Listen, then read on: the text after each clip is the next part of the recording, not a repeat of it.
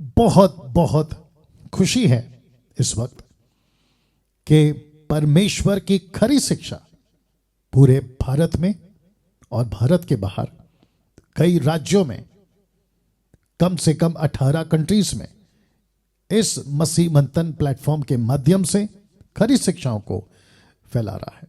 लेकिन साथ ही साथ जब मैं देख रहा हूं, चीजों को सुन रहा हूं, बातों को समझ रहा हूं, तो मुझे कुछ बातें समझ आ रही हैं और जिसके चलते ये विषय आज आपके बीच में मैं मजबूर हुआ रखने के लिए।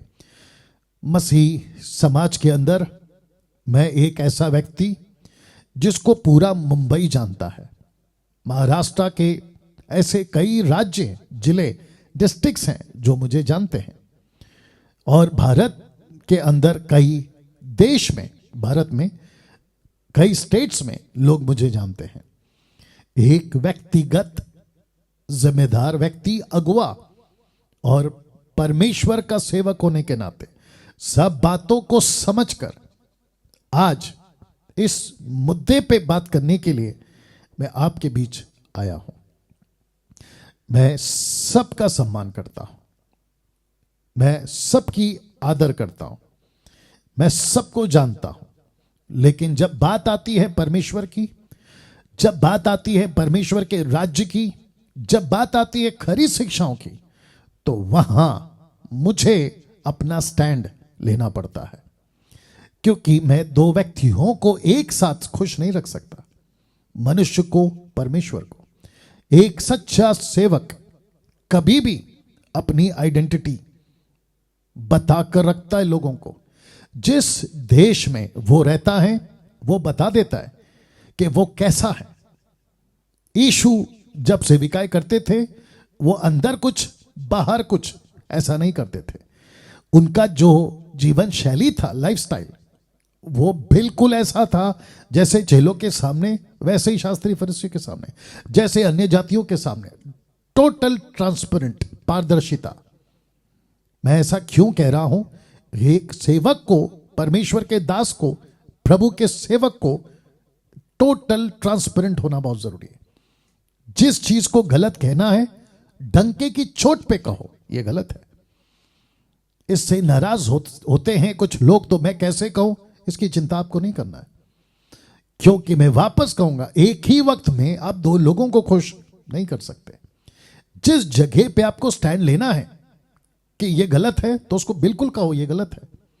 वो चाहे कहीं भी हो, किसी के भी सामने हो, बड़ा नेता हो तो भी कहो यह गलत है, मतलब गलत है।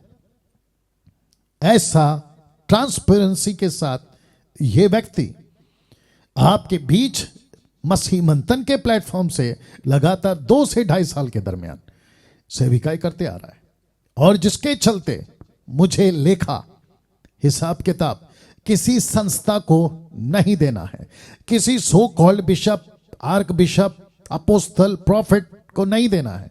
मुझे अपने मिनिस्ट्री का हिसाब, अपने जीवन का हिसाब एक ही को देना है, और वो है महान रखवाला यानी यीशु। इब्रानियों 13:20, द ग्रेट पास्टर, यीशु को देना है।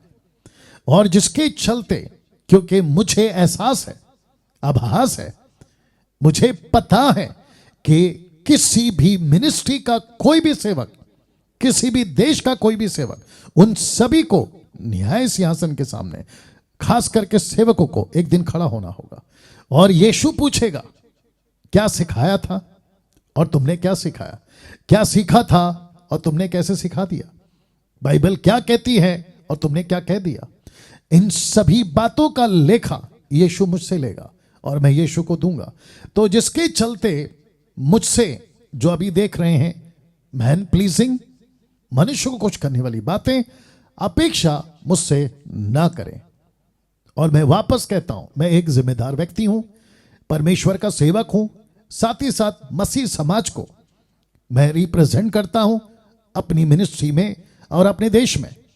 तो जिसके चलते मेरे शब्द, मेरा स्टेटमेंट्स वचन के साथ परमेश्वर को भाता हुआ और साथ ही साथ सबको ले चलने जैसी बातें होंगी, लेकिन उसमें किसी प्रकार का समझौता और किसी प्रकार का मिलावट नहीं होगा।